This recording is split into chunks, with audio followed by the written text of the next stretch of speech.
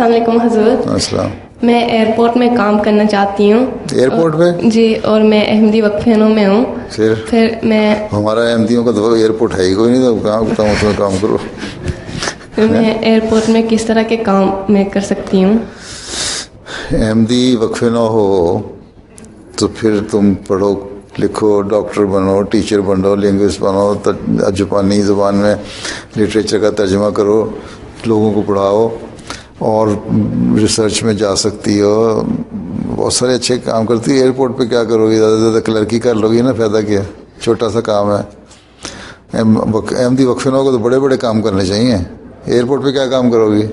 वो जो पासपोर्ट को चेक करने वाले लोग। पासपोर्ट चेक करने में मोहरें लगाती रहोगी तो कोई भी लगा सकता है मैट्रिक पास है। 10 क्लासें पास करके मोहरें लगानी है, टक टक टक टक। तुमको अच्छे काम करो, बड़े काम करो। अच्छा, ठीक है जी। तो पढ़ने को दिल नहीं चाहता?